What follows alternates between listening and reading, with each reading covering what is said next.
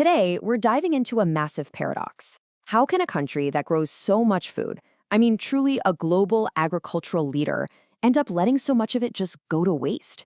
It's this incredible story of abundance and at the same time, just shocking inefficiency. All right, so here's how we're going to break it down. First, we'll get a handle on just how big of a player India is in the world of agriculture. Then, we're going to look at this huge gap between what's grown and what actually gets processed. After that, we'll dig into why that gap is there in the first place, and finally, what's being done to fix it, because there's a multi-billion-dollar opportunity waiting. So first things first, let's just set the stage. We need to appreciate the sheer scale of India's agricultural power. We're not just talking about a big producer. We're talking about a country that is literally number one in the world in some really important areas. For starters, India is the undisputed king of milk production. Think about this, over 220 million tons every single year. That makes it the largest dairy producer on the entire planet. And honestly, it's not even a close race. And then there are spices. India is, without a doubt, the world's spice capital. It accounts for a staggering 61% of all the spices produced globally. So chances are the flavor in your food, it has roots right here. And to complete the picture, India is also the second largest producer of fruits and vegetables in the world. So you put all of that together, milk, spices, fruits, veggies, and it is crystal clear. We're talking about a genuine agricultural superpower. But, behind these absolutely mind-boggling numbers, there's a huge problem, an incredible inefficiency. And this is where that paradox we talked about at the start really comes into focus. So you take all of that world-leading production we just saw, all of it. And guess what? Less than 10% of it actually gets processed. Less than a tenth gets any kind of real value added to it. It's just a massive story of lost potential. And if you thought 10% sounded low, hold on. When it comes to fruits and vegetables, that number 2 category globally, that figure absolutely plummets. We're talking a tiny 2.2%. That means almost everything is sold fresh and raw, which makes it incredibly easy to spoil. Now, just to put that into perspective, look at how India stacks up against other countries. It's a huge difference. You have places like Malaysia processing 80% of their output, the US at 65%. They're adding value, making products last longer, creating new things. India, with its 2%, isn't even in the same ballpark. So what happens when you grow all this amazing produce, but you don't process it? Well, it rots. It gets wasted. And we're talking about a staggering amount. Up to 40% is lost after the harvest. To put a number on that, every year, India wastes more fruits and vegetables than the entire United Kingdom eats. That's a massive loss of food, of nutrition, and of course, billions in lost income for farmers. Okay, so the big question is why?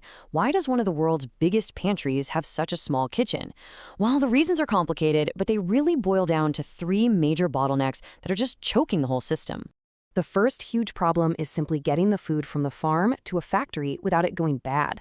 This requires what's called a cold chain, basically refrigerated trucks and storage facilities.